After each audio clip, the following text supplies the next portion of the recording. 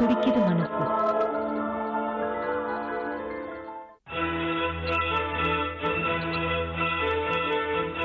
வணக்கம். சொல்ல துடிக்குது மனசு நிகழ்ச்சிக்கு உங்க எல்லோரையும் அன்போட வரவேற்கிறோம். இன்னைக்கு நம்ம நிகழ்ச்சிக்கு திருமணமான 2 பெண்கள் வந்திருக்காங்க. இதுல ஒருத்தருடைய வாழ்க்கையில தன்னுடைய புகுந்த வீட்டார் அத்தனை பேரும் சப்போர்ட்டிவா இருக்காங்க, தன் கணவரை தவிர அப்படின்னு சொல்றாங்க. இன்னொருத்தருக்கு கணவரும் கணவருடைய வீட்டார் தன்னை வரதட்சணை கேட்டு கொடுமைப்படுத்துறதா சொல்றாங்க. இத கேட்கும் போது ஒரு சக மனுஷிக்குரிய மரியாதைய யாருமே கொடுக்கறது இல்லையோன்னு நினைக்க தோணுது.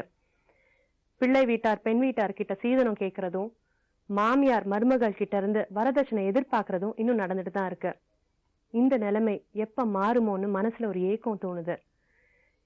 இப்ப முதலாவது நம்ம சந்திக்க போறது மகேஸ்வரிய. அவங்களுடைய பிரச்சனை என்னன்னு கேட்போம். நம்ம நிகழ்ச்சிக்கு ஒரு தந்தையும் மகளும் வந்திருக்காங்க.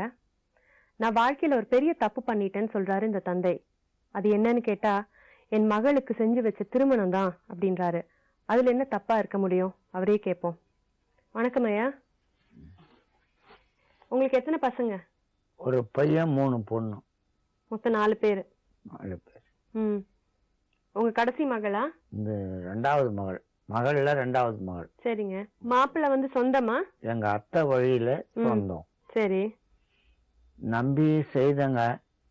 நம்ம அத்தை பேரனுங்க கொஞ்சம் சொன்னாங்களே நம்பிக்கையா, அவங்க கட்டல பொண்ணு. சரி நம்ம சித்தி பிள்ளைக்கு கட்டலான்னு அவங்க கட்டி வச்சாங்க. அவங்க ரொம்ப தப்பு செய்தவன் அந்த மாப்பிள்ளை. எங்களுக்கு தெரியாது. ஒரு பெண்ணை காதலிச்சு இருக்கிறான். 2 வாட்டி அவனை கட்டி போட்டு வச்சுக்கிறாங்க, அடிச்சுக்கிறாங்க. போலீஸ் ஸ்டேஷன் தெல்லார் ஸ்டேஷன்ல அவனை ரிப்போர்ட் பண்ணி அடிச்சு திட்டம் பண்ணிக்கிறாங்க.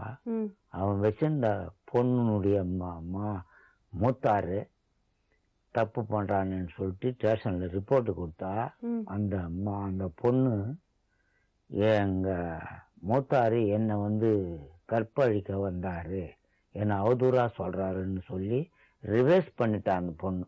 நீங்க விசாரிக்கலையா? எங்களை விசாரிக்காதே நான் விழுந்துட்டேன்.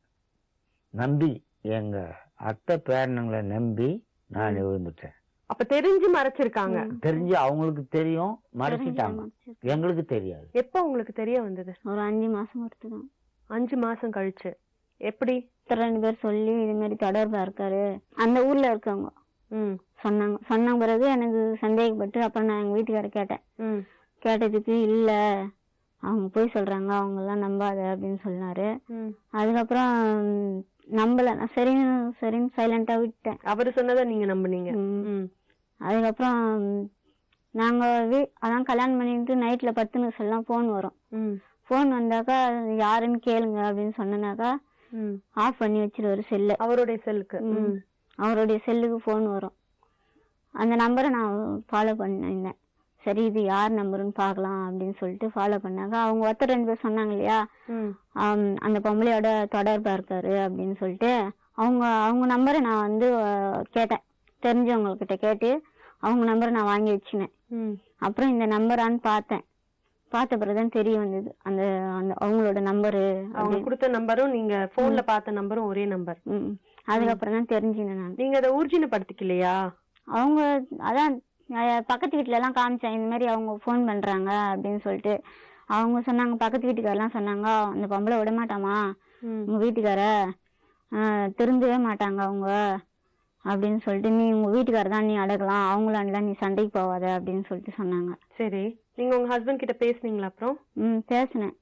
சரி போன் ஏன் அடிக்கடி வருது, அவங்க ஏன் போன் பண்றாங்க அப்படின்னு கேட்ட பிறகு போன் பண்ணா என்ன பேசினா என்ன அப்படின்னு சொல்லிட்டு கேட்டாங்க. இவங்களுக்குள்ள இந்த உறவு அப்படின்றது உங்களுக்கு எப்படி கன்ஃபார்ம் ஆச்சு? கன்ஃபார்ம்னா அவங்களோட மூத்தாரு அந்த தேன்மொழின்றவங்கள எங்க வீட்டுக்காரோட தொடர்பா இருக்காங்களே, அவங்களோட மூத்தாரு பாத்துட்டு அடிச்சுட்டாங்க. நான் எங்க வீட்டுக்கார அடிச்சுட்டாங்க. அதான் தம்பி பொண்டாட்டியோட இது மாதிரி பண்றான் அசிங்கமா. அவங்களுக்கு வந்து கல்யாணமான ஒரு லேடி. அவங்க கல்யாணம் ஆயிட்டு 2 பசங்க இருக்கு. அவங்க வீட்டுக்காரர் இறந்துட்டாரு. சரி. இறந்துட்ட உடனே எங்க வீட்டுக்காரர் தொடர்பாயிட்டாரு. அதுக்கப்புறம் தான் எங்களுக்கு தெரிய வந்தது. அதுக்கப்புறம் அதான் நான் சொன்னேன், இது மாதிரி நான் இங்க அசிங்கப்பட்டுலாம் இருக்க மாட்டேன் இந்த ஊர்ல, எத்தனை வாட்டி அசிங்கப்பட்டு நான் போயிட்டே 2-3 வாட்டி எங்க வீட்டுக்கார அடிச்சுட்டாங்க. நல்லா நிரூபணம் ஆயிடுச்சு. எங்க மூத்தாரு எல்லாருக்கும் தெரிஞ்சு போச்சு, அவங்க எல்லாருக்குமே தெரிஞ்சிச்சு, அவங்க சொந்தக்காரங்க எல்லாருக்குமே தெரிஞ்சிச்சு.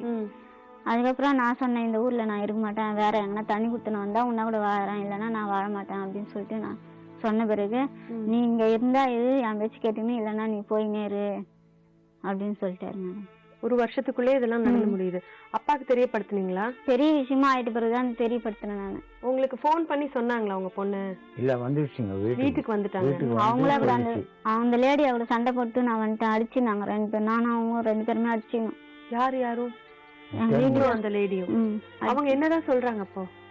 அவங்க நான் இல்ல, நான் போன் பண்ணல அப்படின்னு சொல்லிட்டு சொல்றாங்க. தொடர்பு கிடையாது, எனக்கும் அவருக்கும் தொடர்பு கிடையாது, அதுக்கு முன்னாடி இருந்தது, இப்ப கிடையாது, கல்யாணத்துக்கு அப்புறம் இல்ல அப்படின்றாங்க அப்படின்னு பொம்பளை. சரி, அப்ப போன் பண்ணதெல்லாம் நீங்க காமிச்சீங்களா?